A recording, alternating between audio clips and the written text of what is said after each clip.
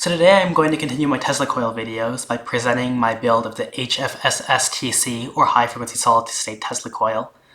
The main difference between this circuit and my previous solid state Tesla coil is the frequency at which the plasma is discharged, as the frequency is now higher, meaning the arc will appear more like a fire or flame. Now let's get to the actual build. So this is one of my test runs of the high frequency solid state Tesla coil, and right to start, I'm just adjusting the potentiometer and voltage settings. So I change my potentiometer until I can get a current drawn, and I can use my wire cutter to help spark the coil and make a flame. And I'm adjusting the voltage slightly until I can get like a really bright white flame. And yeah, about right here, one of the wires detaches from the MOSFET, causing it to just stop and kind of act as a jump scare a bit. So the wiring probably became undone because, for starters, I'm not that good at soldering, and second, the MOSFET gets really hot, which can probably melt the solder. And part of the reason we have a heatsink is because the MOSFET gets really hot when changing currents and frequencies that quickly. So yeah, there's that. Also, another thing you might have seen is that something burned to smoke upon contact with the flames, because this plasma is such a high frequency that can melt metal. Now, let's discuss the circuit schematic. To simplify the circuit a bit further, we have an LC resonator circuit with the 100 picofarad capacitors and the 5 to 6 turn primary coil. This creates an alternating current that is rapidly turning the MOSFET on and off.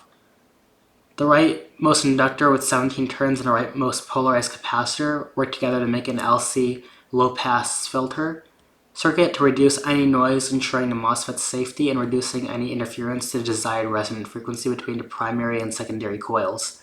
The secondary coil is the leftmost side of the schematic and is where the high voltage flame comes from. The bidirectional diode is also not necessary, but adds an extra line of defense for the MOSFETs, which can break very easily. At the bottom of the schematic, there is also a potentiometer that is wired to a resistor above it to act as a voltage divider, controlling the voltage entering the gate of the MOSFET.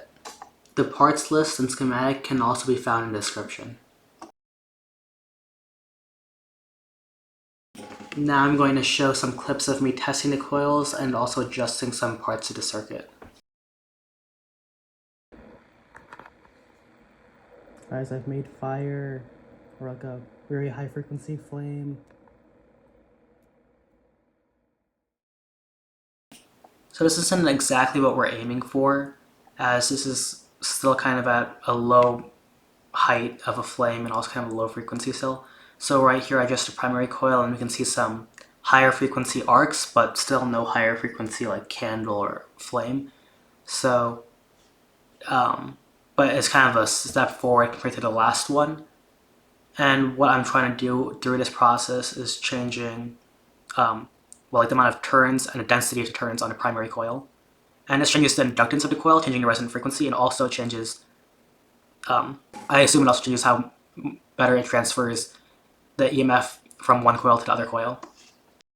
So now I'm going to display some clips of my most optimal final configuration of the circuit. However, there is still one problem that remains with the circuit. Alright, let's try this again. 20 volts, gonna decrease the resistance of the potentiometer. And let's ignite it. And I'm gonna raise the voltage slightly.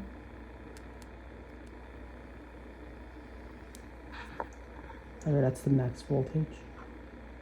Although I do notice that when it reaches the cap or maximum ampage, it can't exceed that. Oh, someone's smoking.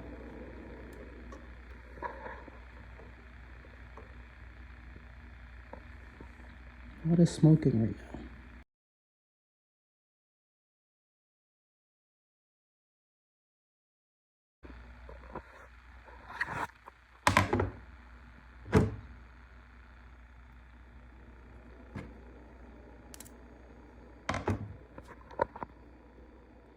Raise the flame a bit. That's really bright.